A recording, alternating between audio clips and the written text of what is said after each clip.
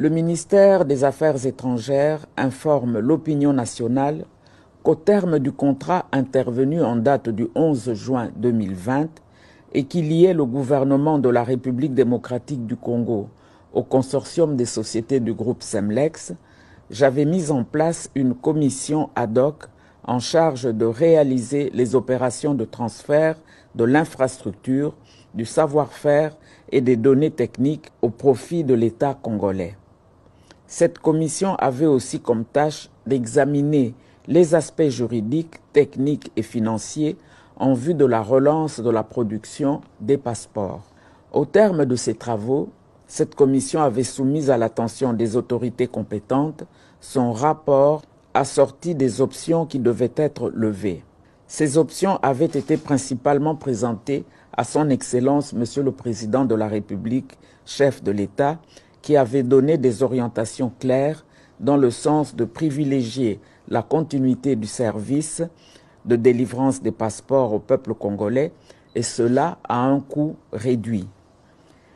Après l'accomplissement des formalités légales consacrées par la loi numéro 10/010 du 27 avril 2010 relative au marché public et ses mesures d'application, j'ai l'honneur d'informer l'opinion de ce qui suit. 1. La reprise des activités de production et de délivrance des passeports est fixée à la date du 23 novembre 2020 pour la ville-province de Kinshasa et le lundi 7 décembre 2020 pour les autres provinces. En ce qui concerne les sites distants au niveau de nos représentations diplomatiques et postes consulaires, les opérations débuteront le lundi 21 décembre 2020, une fois que toutes les dispositions seront finalisées. 2. Le coût du passeport revient à l'équivalent en francs congolais de 99 $ américains, payables dans les banques qui seront désignées au pays et à l'étranger en ce qui concerne nos chancelleries. 3.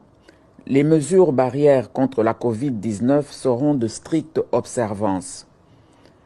Le ministère des Affaires étrangères remercie toute la population congolaise pour la patience qu'elle a observée pendant ce moment d'attente et l'invite à dénoncer toute forme d'antivaleur susceptible d'être décelée dans la chaîne de production des passeports congolais, symbole important de notre identité nationale et de notre souveraineté, faite à Kinshasa le 17 novembre 2020.